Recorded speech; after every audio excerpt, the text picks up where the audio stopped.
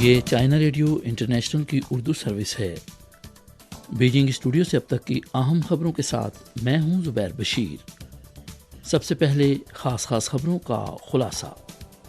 Mothers day کے موقع پر چینی صدر شی جن پنگ کے خیالات، والدہ کی توقعات کو دل میں رکھیں۔ چین کی صاف توانائی تیزی سے ترقی کرتے ہوئے دنیا میں قائدانہ مقام برقرار رکھے ہوئے ہے، اور جاپانی عوام کی جانب سے G7 ہیروشیما سربراہ اجلاس کے خلاف ریلی۔ آئیے اب خبریں سنتے ہیں تفصیل کے ساتھ۔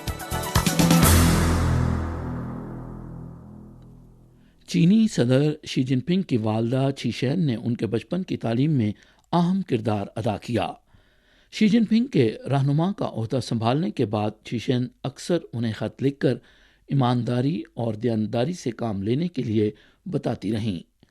ان کی والدہ کی تعلیمات نے شی جن پنگ کو ایک ممتاز عہدیدار اور عمدہ انسان بننے کے لیے ایک مضبوط بنیاد فراہم کی۔ خاندان زندگی کا پہلا کلاس روم ہے اور والدین بچوں کے پہلے استاد ہیں۔ شی جن پنگ کئی مواقع پر فیملی ٹیوشن اور فیملی سٹائل کی تعمیر کی اہمیت پر زور دے چکے ہیں۔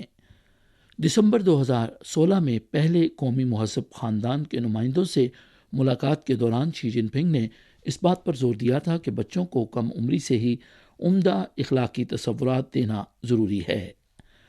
ان کی رہنمائی کی جائے کہ وہ ایک عمدہ شخص اور بہادری کے مالک بن جائیں، اور انہیں صحت مند کے طور پر پروان چڑھنے اور بڑے ہونے پر ملک اور عوام کے لیے مفید لوگ بننے کی ترغیب دی جانی چاہیے۔ سن 2017 میں جشن بہار کے موقع پر شی جن پنگ نے کہا تھا کہ اپنے حقیقی احساسات کو طویل فاصلے میں نہ کاٹیں، اپنی روزمرہ کی مصروفیات میں اپنے حقیقی احساسات کو فراموش نہ کریں، اور دن رات کی محنت میں اپنے حقیقی جذبات کو نظر انداز نہ کریں۔ ماں کی محبت خاندانی انداز کی پرورش کرتی ہے، اور خاندانی انداز دنیا کو متاثر کرتا ہے۔ ہر خاندان کی ترقی کو آخر کار ملک کی ترقی میں شامل کیا جائے گا۔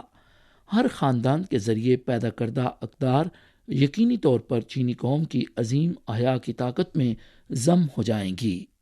18 سے 19 مئی تک چین وسطی ایشیا سربراہی اجلاس صوبہ شانسی کے شہر شیان میں منعقد ہوگا، جو اس سال چین کا پہلا بڑا ہوم ڈپلومیسی ایونٹ ہوگا۔ آئندہ سربراہی اجلاس کا خیر مقدم کرنے کے لیے شیان فعال طور پر تیاریاں کر رہا ہے، اور بہترین خدمت کے ساتھ دنیا بھر سے آنے والے مہمانوں کا استقبال کرنے کی کوشش کرے گا۔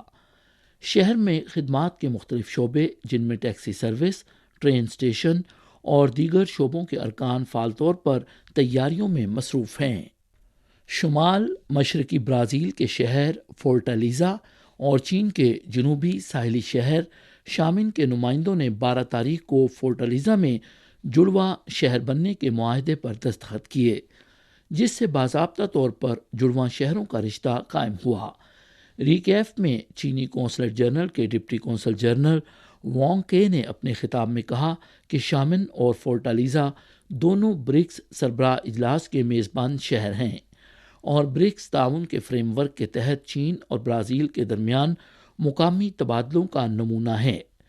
امید کی جاتی ہے کہ دونوں شہر کھلے پن، شمولیت اور باہمی تعاون کے برکس کے جذبے کو برقرار رکھیں گے، اور جڑواں شہر کے تعلقات قائم کر کے چین اور برازیل کے درمیان مقامی تبادلوں کی قیادت کریں گے۔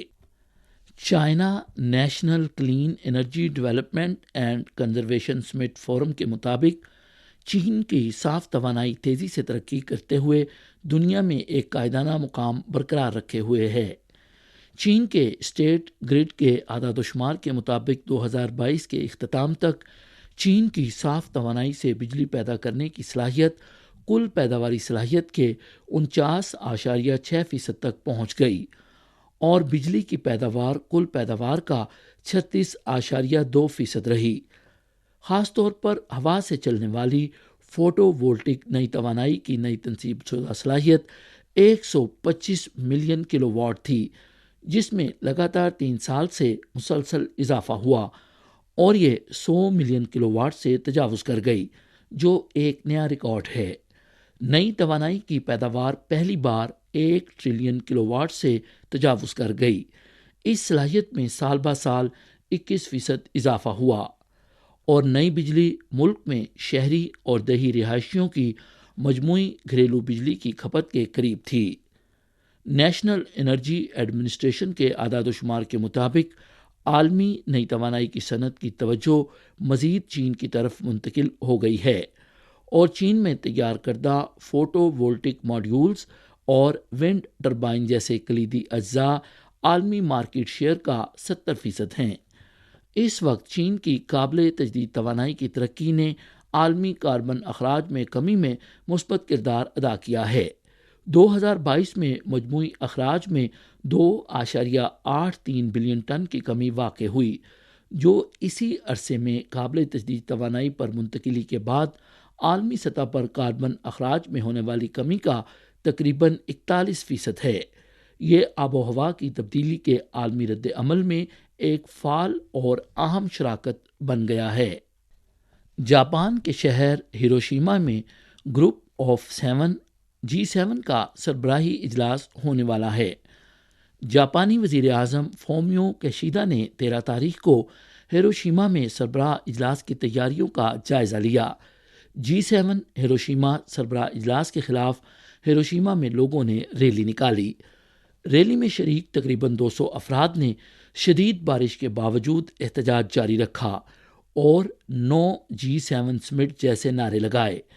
جاپانی شہریوں کے گروپ پیس ویئر ہاؤس کے ڈائریکٹر شیجیو کیمیٹو نے اپنی تقریر میں نشاندہی کی کہ G7 کے رکن ممالک بحر الکاہل کے خطے میں مشترکہ فوجی مشقوں میں اضافہ کر رہے ہیں، اور جاپان یہ بھی کہہ رہا ہے کہ اگر تائیوان میں کچھ ہوتا ہے تو وہ جاپان میں کچھ ہے جو مضحکہ خیز اور خطرناک دونوں ہیں۔ جاپان کی ہیروشیما سٹی یونیورسٹی کے ریٹائرڈ پروفیسر توشیو کیناتا نے اپنی تقریر میں کہا کہ جاپان نے چین، جزیرہ نما کوریا اور دیگر ایشیائی ممالک اور خطوں کے خلاف وحشیانہ جارحیت کی، اور جاپان نے بارہا اس بات پر زور دیا کہ وہ واحد ملک ہے جس نے ایٹم بم کی تباہ کاری کا سامنا کیا اور جان بوجھ کر ایک ایسے ملک کے طور پر اپنی بدصورت تاریخ کو چھپایا جس نے جرائم کا ارتکاب کیا۔ اس اجتماع کا آغاز G7 ہیروشیما سربراہ اجلاس پر سوال اٹھانے کے لیے جاپانی شہریوں کی میٹنگ کی ایگزیکٹو کمیٹی نے کیا۔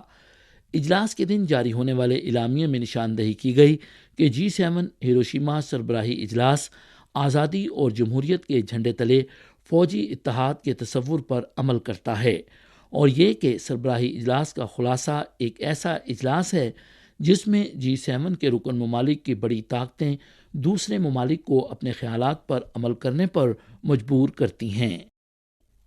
جنوبی افریقہ کی وزارت برائے بین الاقوامی تعلقات اور تعاون نے مقامی وقت کے مطابق 12 تاریخ کو ایک بیان جاری کیا جس میں کہا گیا کہ جنوبی افریقہ میں امریکی سفیر برگیٹی نے جنوبی افریقی حکومت اور عوام سے اپنے سابقہ بیان پر معافی مانگی کہ جنوبی افریقہ نے روس کو ہتھیار فراہم کیے ہیں۔ بیان میں کہا گیا کہ جنوبی افریقہ کے بین الاقوامی تعلقات اور تعاون کے وزیر پانڈور نے 12 تاریخ کو برگیٹی کو طلب کیا اور برگیٹی کے بیان پر انتہائی عدم اطمینان کا اظہار کیا۔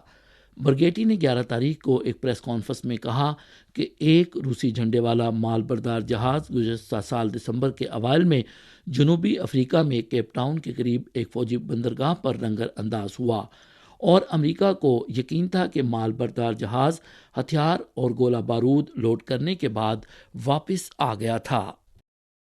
13 مئی کو سویڈش ٹی وی نے اطلاع دی کہ یوکرین کے وزیر خارجہ دمیتری کولیبا نے اس دن سویڈن میں یورپی یونین کے وزراء خارجہ کے غیر رسمی اجلاس میں شرکت کی۔ اس اجلاس میں بحث اس بات پر مرکوز رہی کہ تمام فوجی ساز و سامان کو جلد از جلد یوکرین میں کیسے پہنچایا جائے۔ کولیبا نے کہا کہ یوکرین روس کے ساتھ قیدیوں کے تبادلے پر بات چیت کر رہا ہے اور اقوام متحدہ اور ترکی کے ساتھ خوراک کی برآمدات پر بات کر رہا ہے۔ یہ تھیں چائنا ریڈیو انٹرنیشنل کی اردو سروس سے اب تک کی اہم خبریں۔ زبیر بشیر کو اجازت دیجیے۔ مزید خبروں کے لیے دیکھیے ہماری ویب سائٹ، پتہ ہے urdu.cri.cn۔